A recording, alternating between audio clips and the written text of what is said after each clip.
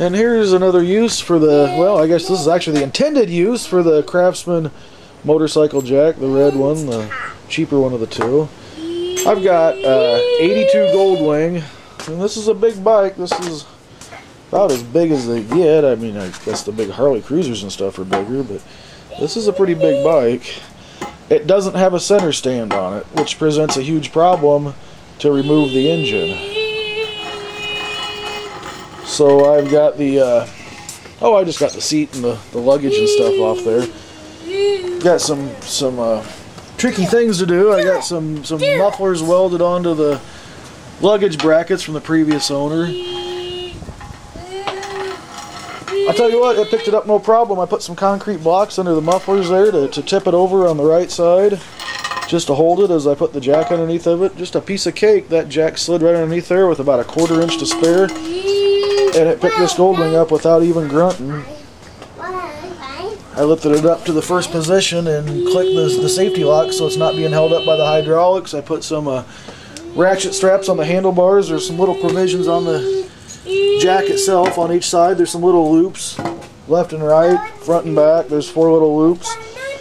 So once you get it up on the jack, you know, it's a little bit scary. This is still probably 600 to 700 pounds of steel here.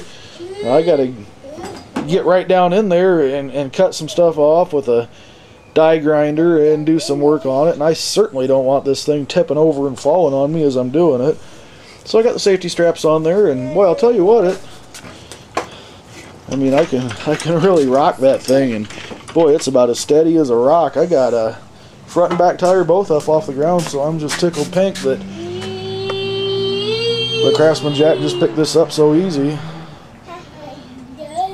Been scratching my head for a couple days, knowing this thing was coming up for an engine removal, and with the center stand being removed, which I think the previous owner did because of the exhaust pipes.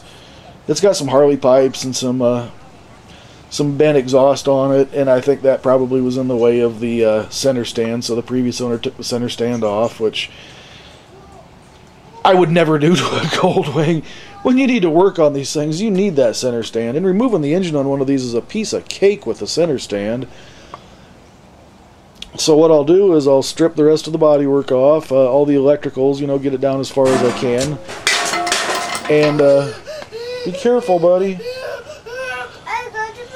You got the boo-boo? Yeah, and there's my handle for the jack, and there's my little helper who just got the boo-boo. Oh, sorry, buddy. You'll be okay. Yeah, the boo-boo's all gone. Be careful, dude. What I'll do, though, is I'll get this thing stripped down a lot further, and I'll put some jack stands back underneath the rear foot peg location, I think. Looking at one of the other frames, I got a Gold Wing frame sitting right there. Should be able to put it up on jack stands, the front tire touching on the ground, and then use the Craftsman jack to pull the engine as I would as if it had a center stand. So very, very versatile piece of equipment. One of the most probably the most invaluable tools I have in my workshop, because I would certainly not know how to do this without a Craftsman jack or some kind of a motorcycle jack. I mean, the Harbor Freight ones are probably good enough for guys that work on these occasionally, but just a wonderful tool. So there it is, Craftsman jack in use. Thanks for looking. Hope it helps somebody out.